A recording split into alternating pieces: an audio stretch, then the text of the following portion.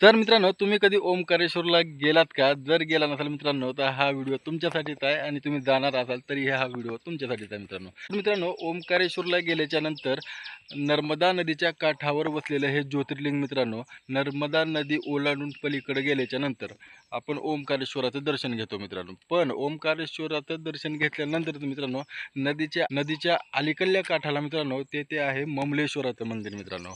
ममलेश्वर, त्याला काही ठिकाणी अमलेश्वर असंही म्हणतात मित्रांनो. आणि जर जर तुम्ही ओंकारेश्वरला जात असाल मित्रांनो, तर या दोन्ही ठिकाणचं दर्शन आवर्जून घ्या मित्रांनो. कारण काही ठिकाणी असं मानलं जातं मित्रांनो, की फक्त ओंकारेश्वराचंच दर्शन घेतल्याच्या नंतर एक ज्योतिर्लिंग पूर्ण होत नाही, तर ममलेश्वराचंही दर्शन तिथं घेतलं जातं मित्रांनो. त्यावेळेसच आपलं एक ज्योतिर्लिंगाचं दर्शन पूर्ण होतं मित्रांनो, अशीही काही मान्यता आहे. आणि ओंकारेश्वर नर्मदा नदीच्या पलीकडल्याकडला मित्रांनो, दोन्ही काठावर दोन मंदिरं बसलेली आहेत मित्रांनो. जर तुम्ही ओंकारेश्वरच्या दर्शनाला गेलात मित्रांनो, तर नर्मदेचं स्नान आणि ओंकारेश्वर आणि ममलेश्वर ही दोन्हीही दर्शनं करून या मित्रांनो.